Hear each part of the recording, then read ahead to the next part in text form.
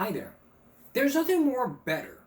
It is impossible to look at an issue on this broadcast and then say to yourself, "I don't want to be these types of kids."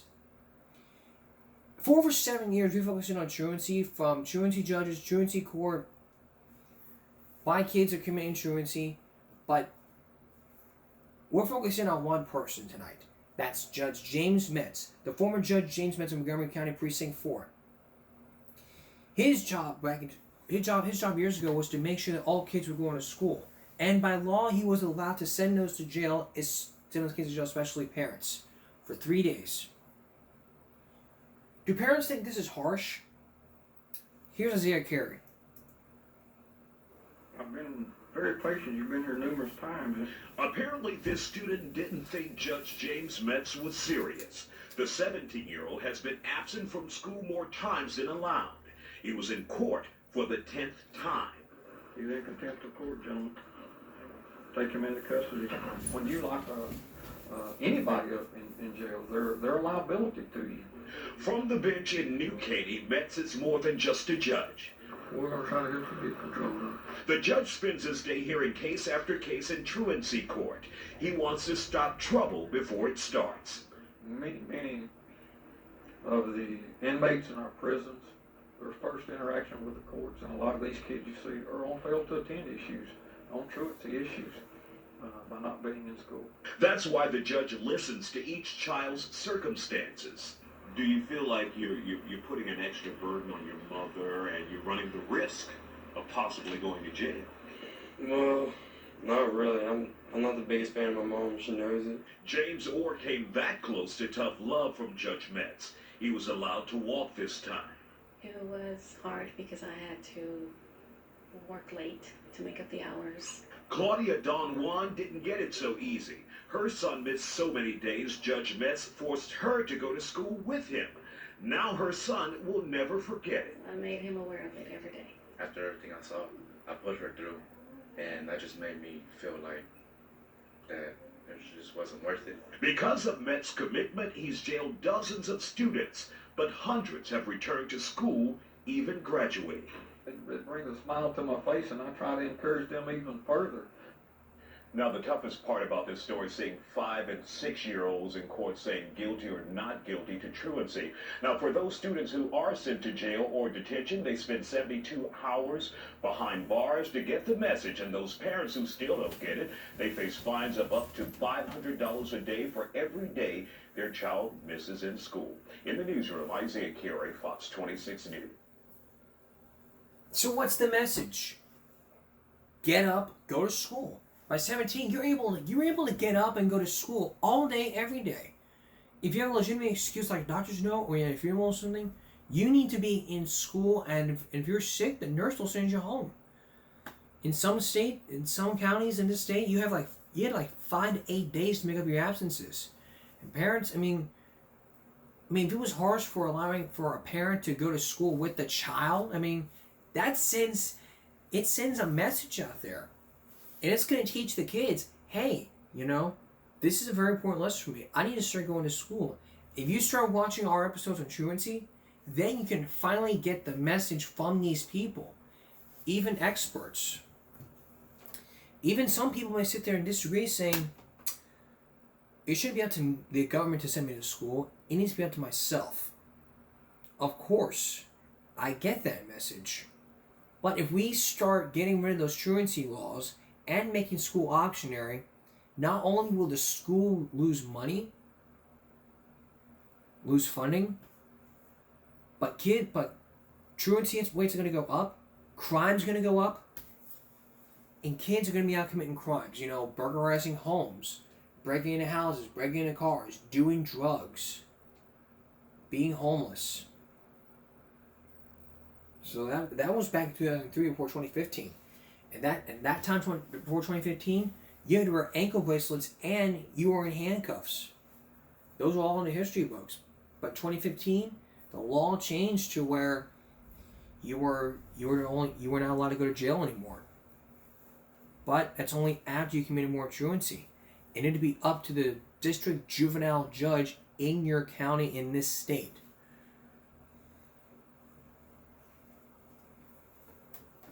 And that point in time is going to be a turning point for you. If we raise common sense, here's what it would be.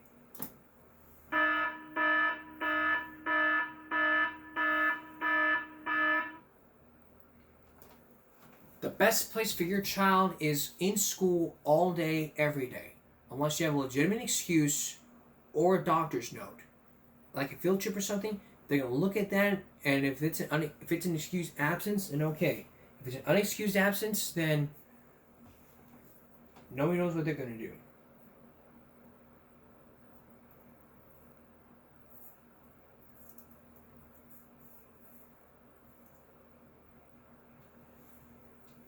And unexcused things are like, I had to go babysit, I feed the dogs in the morning.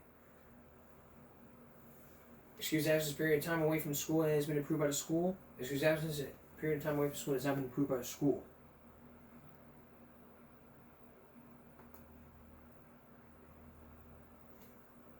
We gotta understand, school is very important. Without education, you won't be able to get a good diploma, and you won't be able to get the things you want. You won't be able to get a good job. That's why a diploma is very important. So the bottom line here is this: go to school, get your education, and get off of drugs. Don't do drugs. Stay in school. That's just all it is. Up next, 21 years ago, there was an incident that happened in Rhode Island. There was a fire that happened. Tonight, we're going to tell you what happened, what caused it, and why did the club have sprinklers. And later, the survivors tell their side of the story about what happened during that disaster. Stay with us. 21 years ago in Rhode Island, there was a fire that happened at a nightclub in Rhode Island. It occurred the evening of February 20, 2003. The station of the nightclub and hard rock music venue in West Warwick, Rhode Island, was killing 100 people and injuring 230.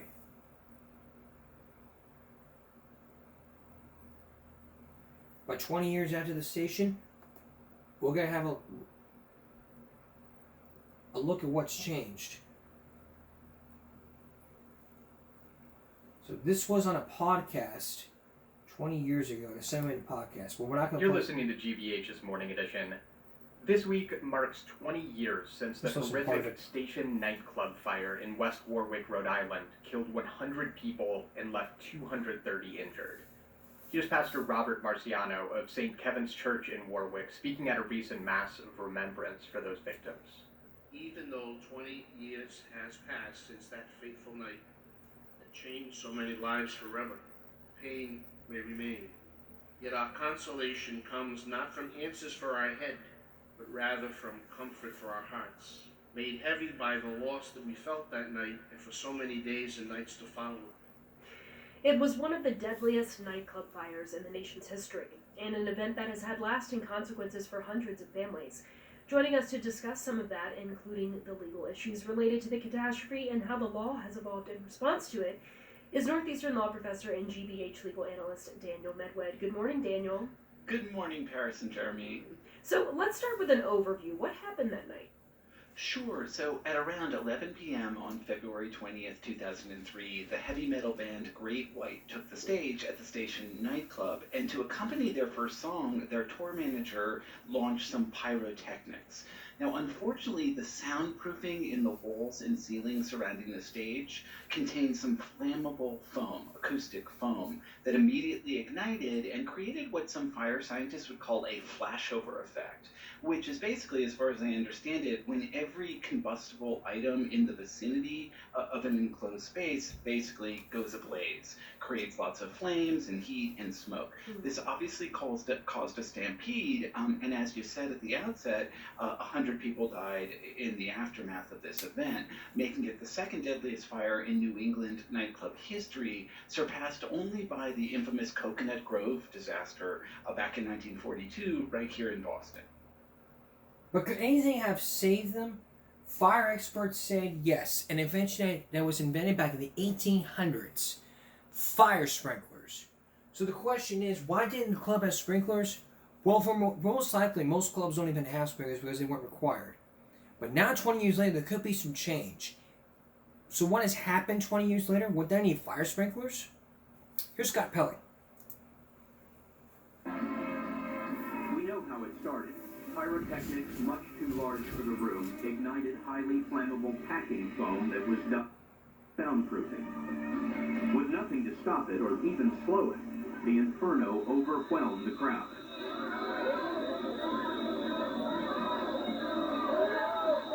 It had to be very hot, very fast, and these people had to know that they were burning alive in there. Chief Jack Chartier and Captains Leo Kennedy and Peter Genite were among the first to face the people pouring out of the club. People were burning. It was good that we had a tremendous amount of snow around. A lot of people actually putting themselves out in the snowbanks. This is just 90 seconds after the fire started. There's the sound of windows smashing. And 10 seconds later, there is the terrible sight at the front door. The body stacked in the doorway, pretty high, arms outstretched. It was a human wall, blocking escape. We had bodies that were stacked 6 and 8 deep. At first we thought it was just right there in the door. And then as we pushed further in, we could see that it went further in and around the corner. One of the people in that crush near the door was Tammy Tassin. She told us that smoke plunged the club into total darkness as she was swept up by the crowd. Leo got stuck in the front door, the front entrance, and then the flames started coming. And it's scary, and I twisted and I pulled, and people really got me. And then finally the police officer pulled me out. And I had to even tell myself I was not gonna die here. I was refused to die here. Within 3 minutes, there was almost no air to breathe. In this side door, you can see the crawl space under the smoke is inches high. Everybody inside! Well, the air was just superheated, you know, it was hot, it burned my throat, and I just stopped breathing and held my breath and kept crawling. Tim Rossano crawled until he found a window to jump through. That's him in the red jacket. Another 10 seconds and I would have passed out from lack of oxygen. So one thing I'll never forget is the screams from the people, because it was, you know, you knew that they were screaming for their lives. The screaming would end in minutes. The building went to the ground with nearly 100 people inside. Standing there the next morning and the smoke was clearing, and I thought that it looked to me like pictures that I saw in school of the Holocaust. In 3 minutes, 4,000 years of life expectancy of wonderful young people were extinguished, not because of two boneheads, the pyrotech, but because of a lack of care by our society to do something. Stanley Chesley says sprinklers would have saved those lives. He's a lawyer who's been in the middle of the biggest fire cases in U.S. history. This is proven technology that's been available and cheap for over 100 years. In 1977, there were no sprinklers in the Beverly Hills Supper Club in Kentucky, where 165 were killed. 3 years later, there were no sprinklers in the upper floors of the MGM Grand Hotel in Las Vegas, where 87 died. Chesley sued for victims in both fires. When you saw the images of the Rhode Island fire, what did you think? I couldn't believe that 26 years later, we haven't learned anything. If the sprinklers had been installed in Rhode Island, what do you imagine the outcome would have been? It would have been a very localized fire. And there would have been one local spot where it caught fire up in the timbers. That's where the sprinklers are. They would have gone off and extinguished it. End of story. Oh, people would have gotten wet. The furniture might have gotten ruined. But so what?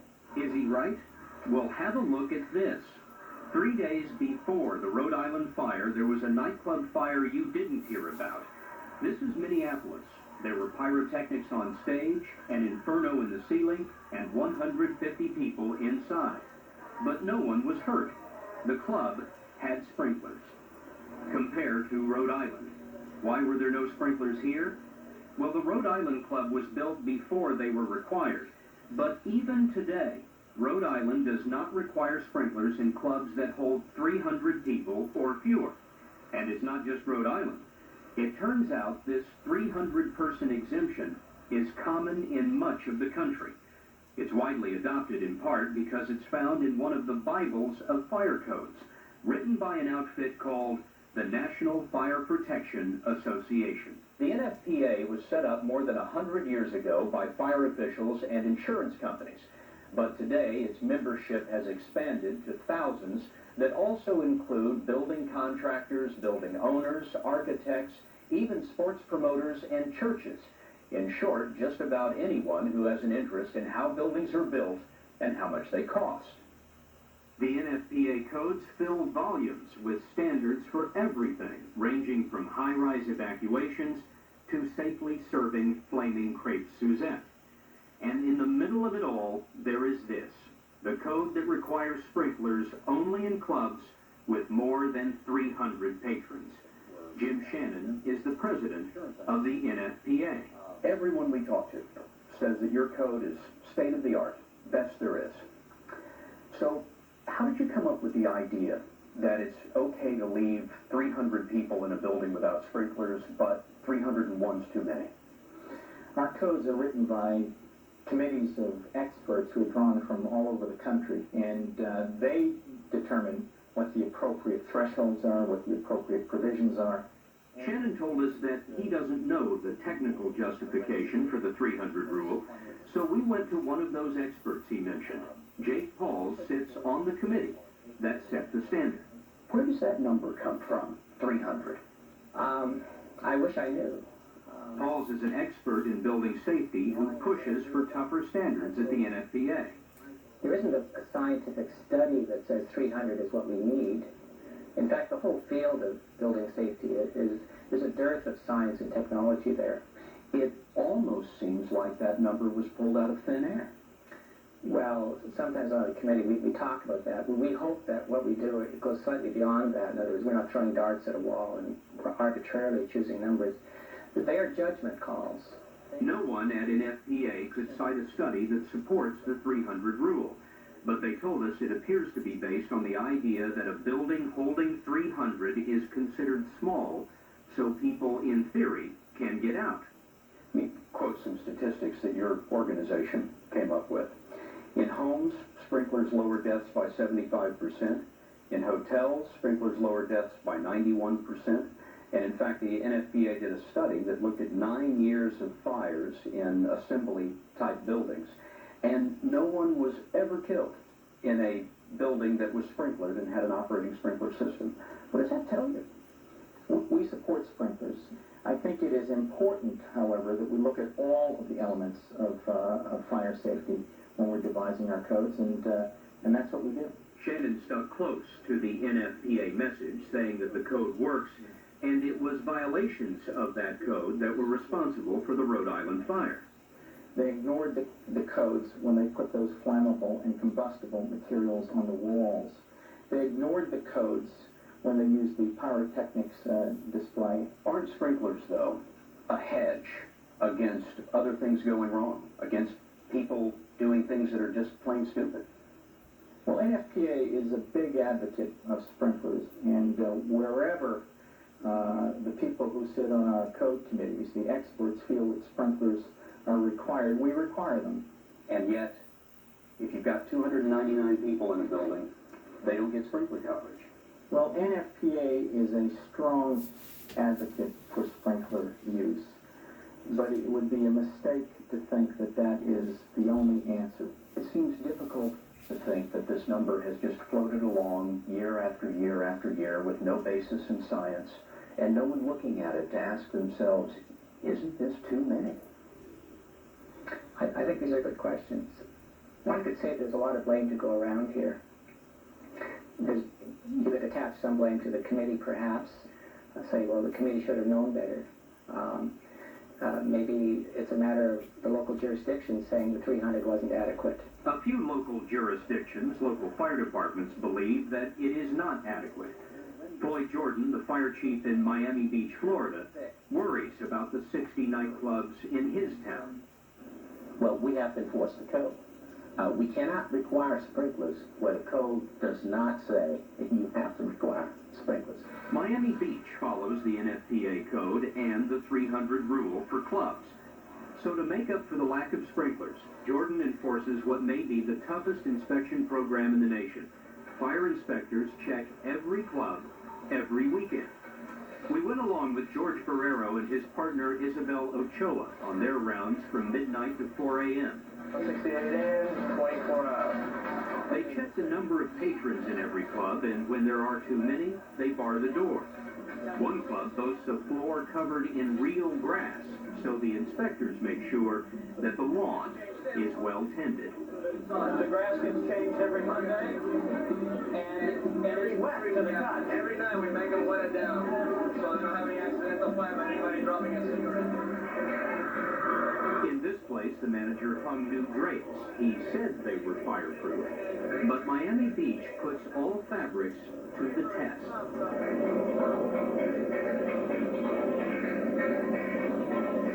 The drapes didn't burn. If they had, Ferrero says that he would have pulled them down on the spot. The inspections are thorough, but still, Chief Jordan would like to see something more. When you heard about Rhode Island, yes, what did you think? If certain fire safety systems were in that building, there's a realization that probably there would not have been a single loss of life, and basically what I'm talking about are sprinkler systems. You believe with all your heart that if there had been a sprinkler system in that building, there would have been very little loss of life? Yes, I do. And yet, it is not a question whether there would have been any loss of life. You don't think anybody would have been killed? I question it, yes, I do. Time to change the code? I would dare say that the majority of the fire chiefs in this country would say yes. Later this month, the National Fire Protection Association is to hold a rare emergency meeting. Among the issues they'll discuss is whether the 300-person sprinkler threshold is too high. Wow. If it's too high, then it's too high. But there's still more to the story. When we return, the fireproof mattress and the survivors tell their story. Stay with us. Now that we showed you how it started, we're not going to show you an experiment using a foam mattress, using fireproof. What happens when you took a blowtorch and put it in a mattress? Is it fireproof? What happens if you put it on spray paint? Is it going to burn? Here's Victoria Corderi.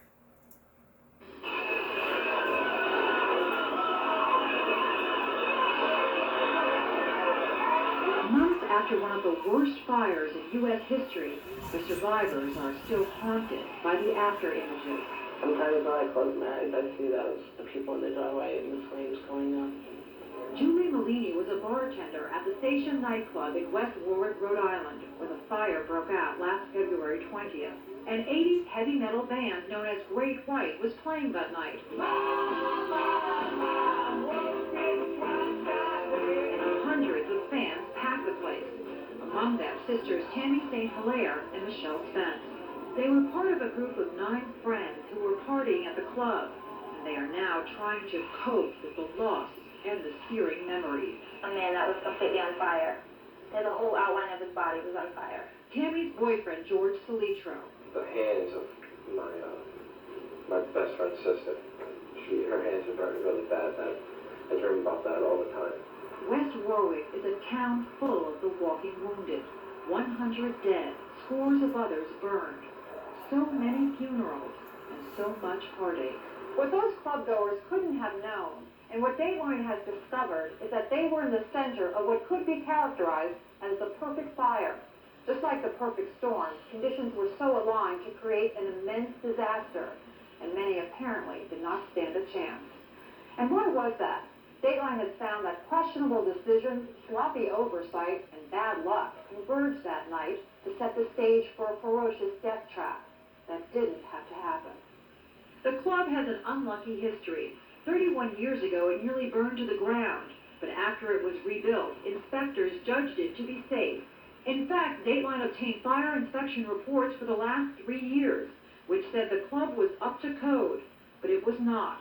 The owners of the club since 2000, former television reporter Jeffrey Derderian and his brother Michael, specifically made changes that violated the local fire code, and the fire inspector never noticed. The most significant violation, putting non-fire retardant polyurethane packing foam on the walls to muffle the sound because of neighborhood complaints about the noise. The foam is highly combustible. How was that missed? I have no idea how they got fire inspector. Steve Moyes is a fire alarm inspector for the city of Providence, near West Warwick. He never inspected the Station nightclub, but he is a fire code safety expert, very familiar with the kinds of problems that created the fire trap that night.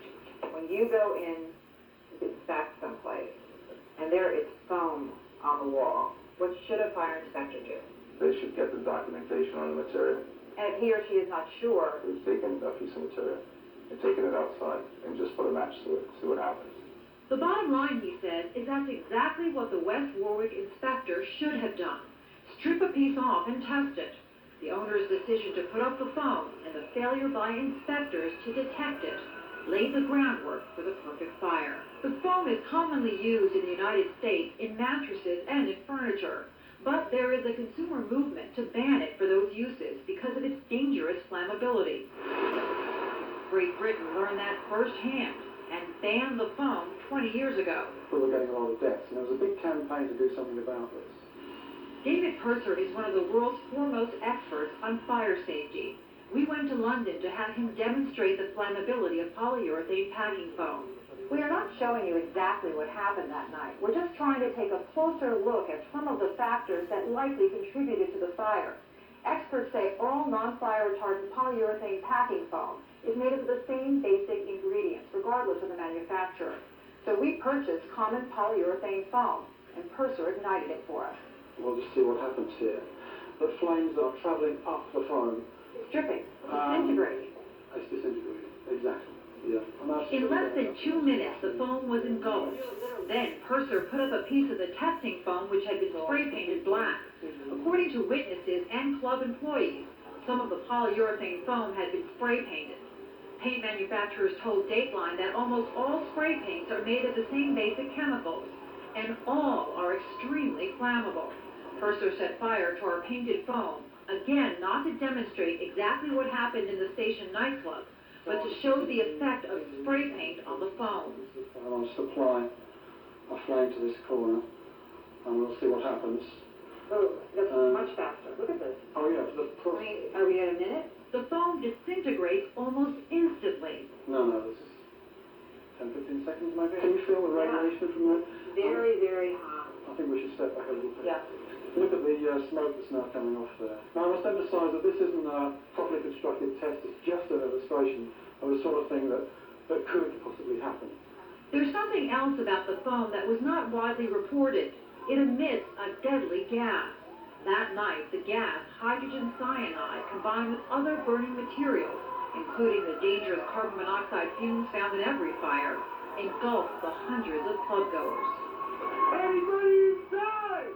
Well, once those doses get to a critical level, then you very, very quickly become disorientated and unconscious in a few seconds. Is it possible that a large number of people who didn't make it out alive could have been saved, or could have made it out alive had it not been the cyanide? If we took away the cyanide, it buys people a little bit extra time before they would collapse. So it's possible more of them might have got out of the club. The testimony of the people who made it out alive was just as Purser described. The smoke was dense and suffocating. The group of 9 friends partying there that night got separated as the fire started and were left to fend for their own survival. Smoke is knocking me on the ground. I was like, oh man, I gotta get out of here. So I just started crawling. George crawled to a window and was hoisted out by a stranger. All you could breathe was smoke, and there was no air going down. So you're like, so then you panic. I'm gonna die. What am I gonna do? Tammy was at the center of the club. Her description about how fast the fire spread echoed what Purser showed us. All of a sudden you saw the curtains go, and it kept going up, and you're like, You saw that? I saw it happen, but at first I didn't realize it wasn't part of the show. And on this tape, you can see how others might have thought the same thing. Moments into the first number, the band sets off pyrotechnics, fireworks that shoot off in 3 directions. Almost at once, the sparks ignite the foam symmetrically on either side of the stage. But then, within seconds, the fire spreads beyond the stage area. The video was shot by a crew doing a report on, of all things, club safety. The incredible grief we're feeling cannot truly be expressed by words. Certainly the Derderian brothers did not intend to hurt anyone, but did they know the foam they used was dangerous? The company that sold it to the brothers would not talk to Dateline, but officials there have been quoted as saying while they carried fire retardant foam, the Derderians bought cheaper, non-fire retardant packing foam. The Derderians say they weren't given a choice and they didn't know the foam they bought was not fire retardant. 2 years before the fire, in an almost incredible ironic twist, Jeffrey Derderian reported on the combustibility of polyurethane foam in mattresses when he was a TV reporter in Boston. Polyurethane foam. Fire safety experts call this stuff solid gasoline. The same foam he later put up on the walls of his club. The same foam that apparently helped turn the rock and roll revelers into panic-stricken, caged animals. And there were people on top of me, and I was crawling, like, with my fingers. I was just, like, scratching at the floor because people were falling on you and punching and wrestling and fighting. It was horrible. What were you hearing? It was dark, you couldn't see. Screaming, swearing. There was a lot of swearing. And then after a while, it was turned to, like, screams, like horror screams. Those who were able to fight through the fumes and make it to the front door got caught in a logjam of people trying desperately to push through the entrance. And I remember, like, we were all sticking our hands out, like our arms were sticking out. Tammy says someone pulled her from the pile. Then she turned and faced the doorway. It looked to me like about 100 heads crying and screaming. And they couldn't be pulled out? No, they were just stuck there. Julie, the bartender, saw the same sickening sight. I seen the people in the doorway go up, and I just couldn't believe it. People in the doorway going up. They were looking clean. It was just passive bears. You think they were stacked? Yeah. They were burning? Yeah. The parking lot looked like a battle zone. You look and you see one person a little bit hurt, and you look and you see somebody even worse off, and just everywhere you look, there was just somebody laying and somebody worse than somebody else. And people were just throwing themselves in snow, you know? I mean, it was the most horrific thing I've ever seen in my entire life. In the days after the fire, much was made about the fact that the band used fireworks without permission. In fact, neither the club nor the band had a license to use pyrotechnics. But experts say those fireworks would not have been so deadly if the foam had not been there to accelerate the blaze. They say it was an accident waiting to happen, because once that perfect fire started, there was no stopping it. No sprinkler system to slow the flames. No modern alarm system that would have shut down the air conditioning fans. Instead, the fans kept running, stoking and spreading the fire. It shouldn't have happened. It should not have happened. And how could it have happened? How could a club that caters to crowds be allowed to exist without sprinklers or a modern alarm system? The reason is a Rhode Island law, a grandfather clause, allowed buildings constructed before 1976 to be exempt from present-day fire codes. 38 states have similar grandfather clauses in their fire codes. Small businessmen fight for the laws because of the expense of upgrading. But Moyes says the price paid by those clubgoers was far higher. Just back to this grandfather clause. I mean, how many times do we have to go through this? How many people have to die? I hope to God that those victims,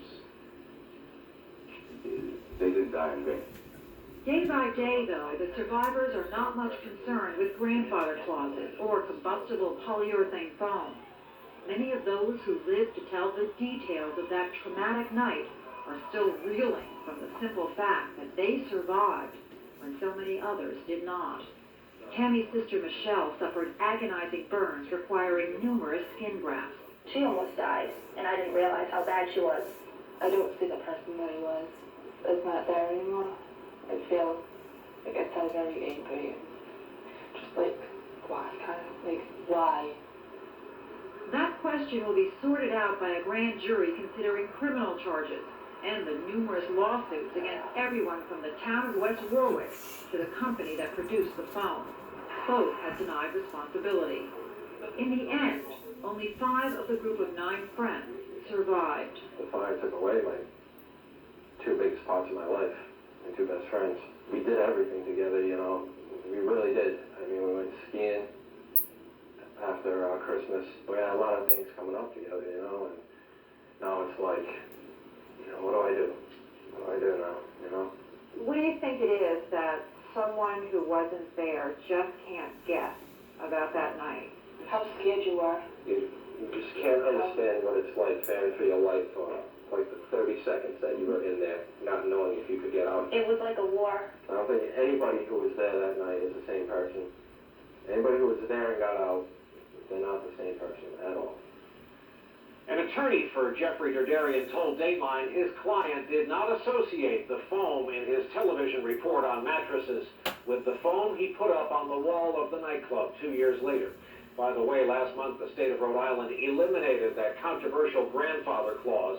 Clubs like the station are now required to have sprinklers and up-to-date alarm systems.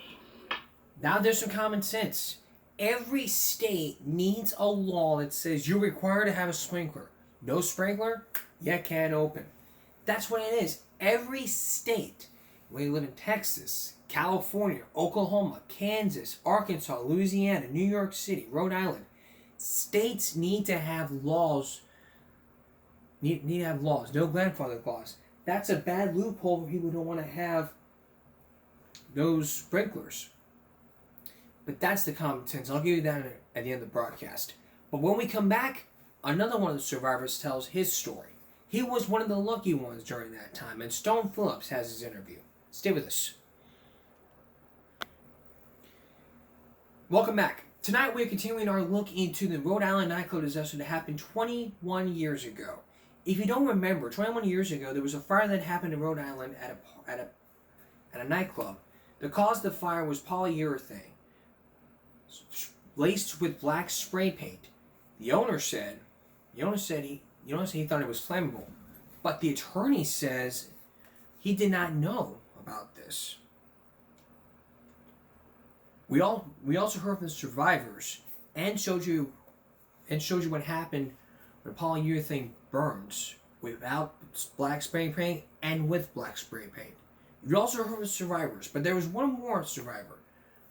Tonight you're going to meet one of the lucky ones that made it out alive. His name was World Mike Vargas, and for the first time after 20 years, he recounts his heroin ordeal. As one of the lucky ones will tell you, he was lucky to make it out alive. Here's Stone Phillips. How fortunate do you feel to be alive? Very fortunate. When I watched the video, I can't believe that I was actually in there. That I survived, and there's nothing left to the place, except for the bare floor that I was laying on. You went back yesterday morning. Yes, with my mother. Oh my God! All right, you okay? Oh, Jesus! We got there and we walked up, and You see the banister over here? I showed her where I was laying. Oh, sweet Jesus! You can still see the red tile floor of where I was laying, trapped under a bunch of bodies, live, barely alive, dead bodies. I'm okay, okay? All right. The 31-year-old Mike Vargas says next to family, the things he loves most in life are rock music and wrestling. Last Thursday night in West Warwick, Rhode Island, those separate passions came together in a way he could never have imagined. Only this time, when this former high school wrestler found himself pinned to the floor, it may very well have saved his life. Tell me about going to the club that night. Why did you go? I want to see Great White. It's like my 7th time seeing him. You're a big fan of the band. I wouldn't say big fan. I'm a big fan of 80s music and just music in general. I love music. I'm constantly going to shows. I don't have any addictions except music. Music and wrestling are my only addictions. You weren't drinking? I don't drink. I don't drink at all. Where were you standing when they began performing? I was about maybe 3 or 4 feet back from the stage and about 3 or 4 feet to the left of Jack Russell. So you were right up front? Oh, I was right up front, yes. I was making a point to get right up front. So when he hit the stage, it was pretty exciting. Oh, it was unbelievable. The place went nuts.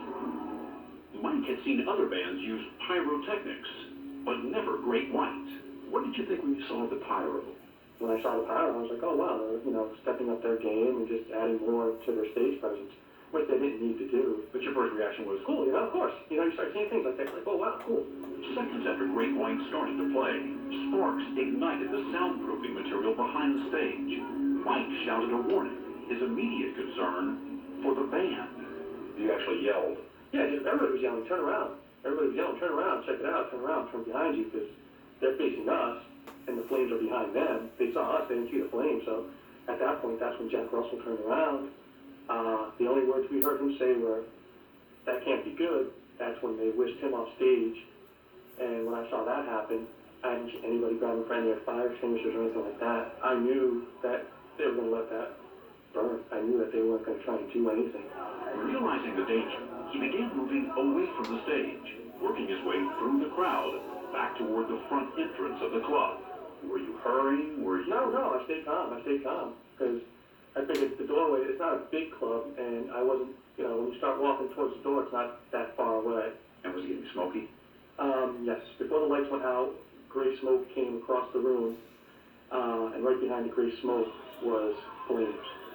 When the lights went out, that's when the panic hit. So a crush has begun. Oh, the crowd was moving toward the door. People started screaming, get out, get out, get out.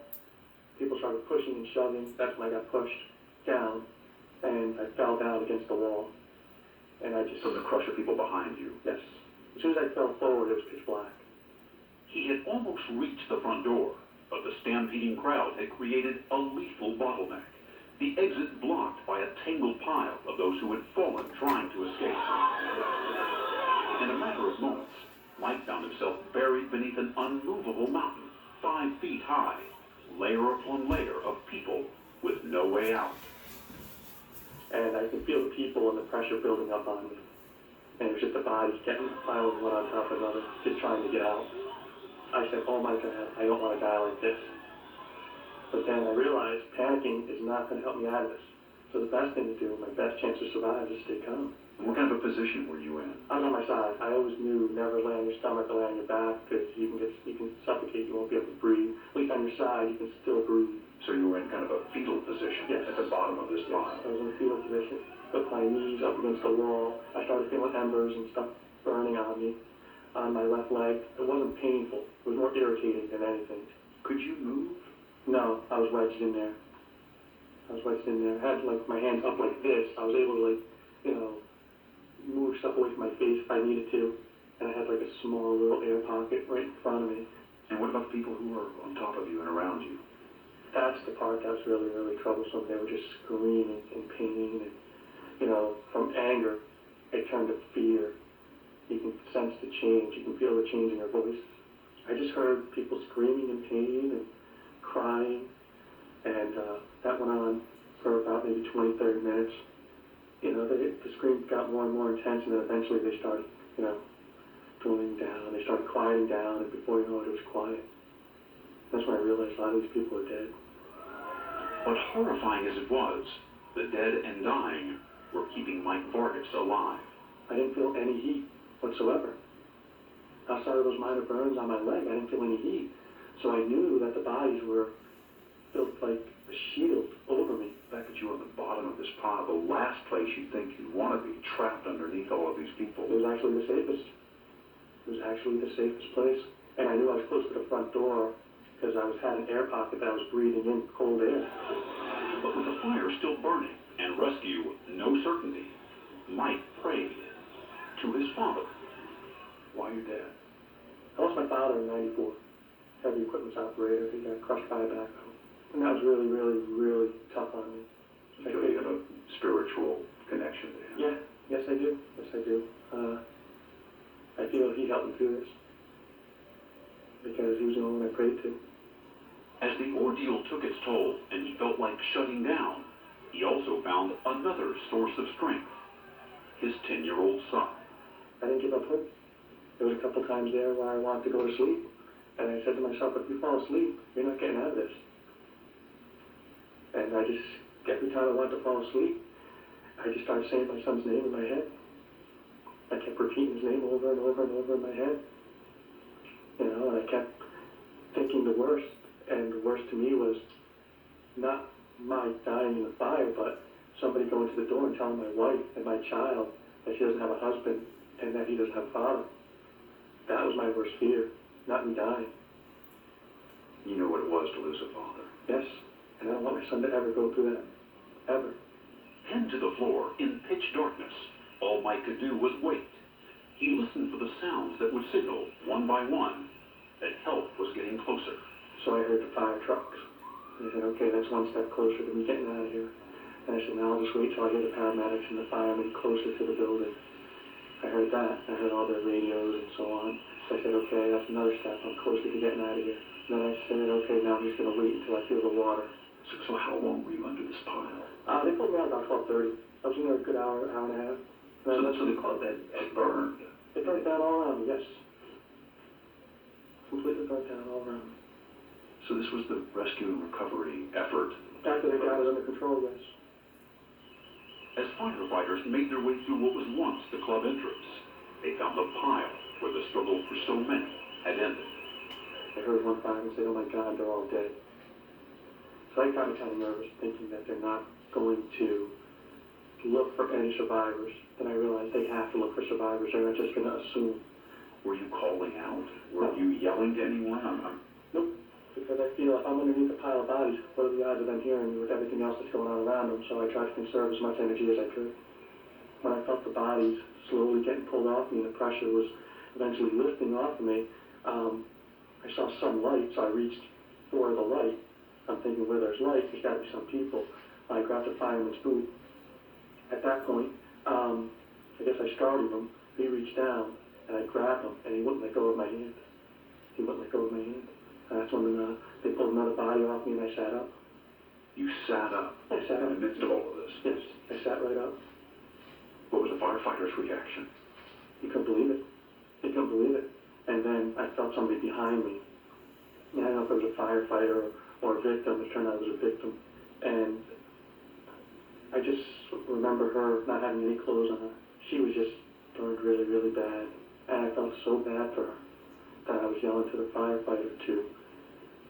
She was still alive. She was still alive. She was reaching over me. She was reaching over me.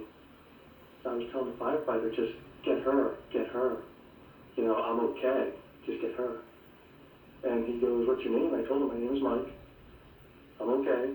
My leg's just trapped underneath here, but I'm fine. I can walk out of here. He says, all right, we're going to get you out of here. And that's when I started telling him to take the girl behind me, just because, you know, she's worse off than I am. Though he walked out on his own, Mike was quickly placed on a gurney. Soaked and shivering, the expression on his face said it all. But his only physical injuries, 4 burns on his left leg. When he called his wife Melanie from the hospital that night to let her know he was okay, she was asleep and had heard nothing about the fire. I said, stay calm. It's okay. I'm okay. I'm just at the hospital. I was in a fire, but I'm okay. Nice and calm. Her first reaction was, well, I gotta get to work in the morning. You want me to get you? Are you gonna be all right? And that's when I told her, I guess you don't know how bad it was. Then I got up and I put the news on and I saw it, and it still didn't hit me. I never imagined that. Never thought that I almost lost my husband. I was just happy that I got you. But Mike's mother imagined she had lost her son. I thought the way I got the message was that he got burnt. I thought I was gonna identify a body. But when I got in there and they showed me he was okay, all I could do was hold him and thank God that my son was alive. Unlike so many others that lost theirs. Everything was okay until I saw my son. Then I broke down. Just hugging him. I wouldn't let him go. It was tough, but it was the greatest moment in my life outside of when he was born. You've cheated death before? Yes. How many times? A few. In fact, the man who walked away from one of the worst fires in U.S. history has a remarkable history of his own. He says he has survived 2 near drownings, a near fatal car crash, and something he did in a moment of despair after his father's accidental death. Got on a motorcycle and slammed it into a dumpster. Maybe 60, 70 miles an hour. Motorcycle exploded on contact. I went flying about 30 feet in the air, landed on my back on pavement, got up and walked away. And you're still here. I'm still here. And now this. Now this. And I was telling my wife I need to go to church, sit down with the priest, and find out why I'm here. I'm not religious, but I want to know what it is I have to do so I can get started on it and do it. I don't want to keep going through these things and not knowing why. But one question has been answered. What Mike Vargas would give his wife today for her birthday. He asked me what I wanted for my birthday, and I told him I already got my birthday gift. Tim, being alive. What are your plans? What are your thoughts? Live my life. Live my life as normal as possible. And just really, really cherish every moment I have. Another chance. Yet another. While Mike Vargas doubts he will ever go to another rock concert, he says he will keep listening to his Great White CDs. Investigators want to talk to the surviving band members and to the club owners. A grand jury is being formed to investigate possible criminal charges in this case. But now we know what happened. So, after 20 years, where's the common sense perspective? We'll tell you next. Stay with us. Alright, common sense alert.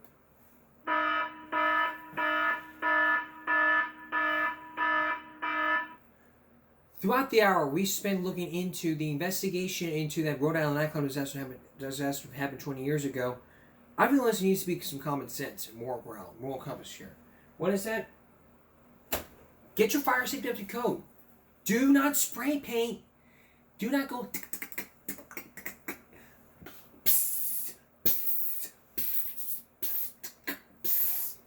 Hey, bud, go a little bit more spray paint. Make sure it's black. Okay. Go ahead, Mr. Moore.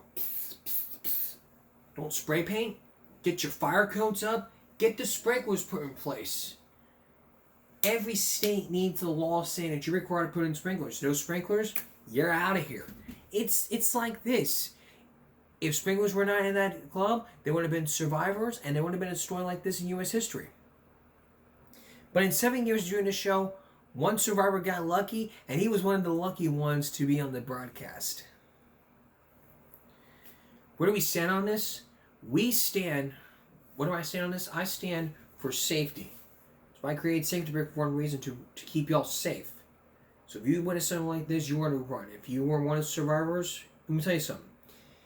If you were one of the survivors 20 years ago, I want you to put your name in the comment section below and tell me your story. And on a future broadcast, we'll have the results of your story. Your story will be told, and you'll get a special shout from, and you will get to say to yourself, "Wow, he told it like it was." I picture myself in the story. When I tell stories, I picture myself as one of the characters in the story. Then ask the question of what would I do, what would this person do, what that person do. Try to understand here. It doesn't scare you. It's like trying to ride a motorcycle on the edge of getting hit. It says, "Who are you?" Meh. Hell no.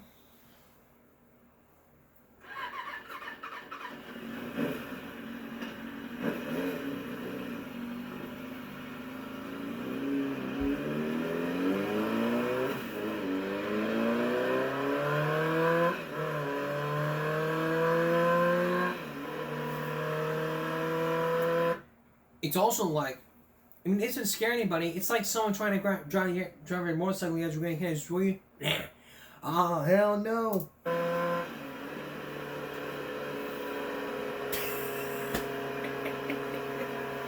Wow, hell no. Boom, boom.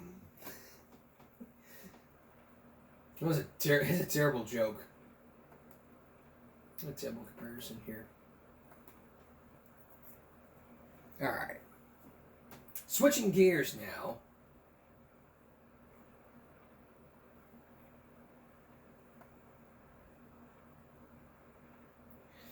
Have you ever thought what it was like? You ever made ice cream pie without using We have 2 viral breaks right now. First, how would you feel about having pizza delivered during a storm? We'll take a look at this one. I'm a pizza. I want pizza. We can't go get it. Why not? There's a storm outside. I'm a storm. Can we get it delivered? We can make someone else do it. Go deliver this order. I can't deliver in this weather. It's for the customer. You're right. I'll do it for the customer. You're never gonna make it out alive. I have to try. What's taking so long? I don't think this is safe. I'm a tornado. Oh no. I'm gonna get you. How did that feel? Nothing can stop me from delivering this pizza. This guy's crazy. I think this is the house. I got your pizza. You're late. Sorry. I've been through so much. And you forgot my drink. I'm a pizza. I want pizza. I can't go get it. Why not? There's a storm. That's dumb. Wow. Second one. You ever want to make ice cream pie? Just 4 ingredients. 50 million views. Take a look. A delicious cream cake, and it's so easy to make. It only takes 4 ingredients. Today we're making a delicious cream cake, and it's so easy to make. It only takes 4 ingredients.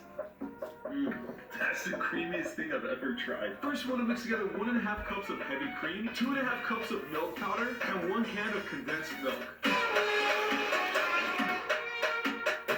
Now we want to pop this into the freezer for a few hours until it's fully set.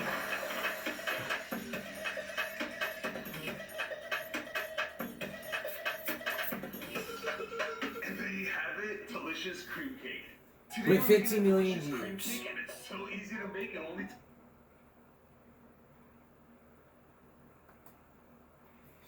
And finally, if you're thinking about cooking some alligator, have you ever tried alligator?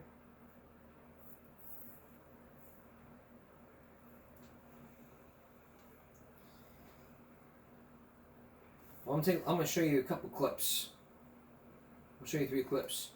Here's one trying to cook the whole alligator. I'm fixing to learn y'all how to freak booty that Louisiana alligator. Let's go, baby!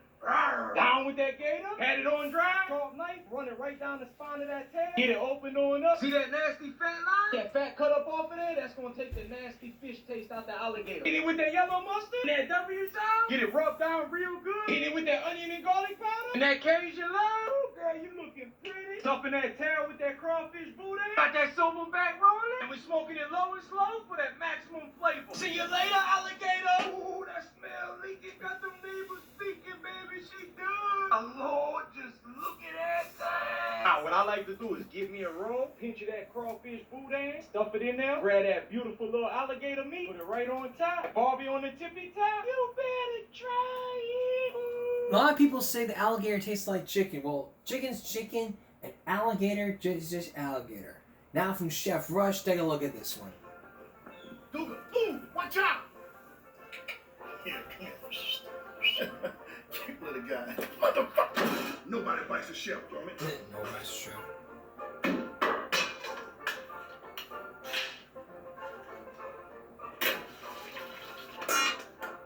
Do you squeeze it? No. Good thing I'm here. Bigger!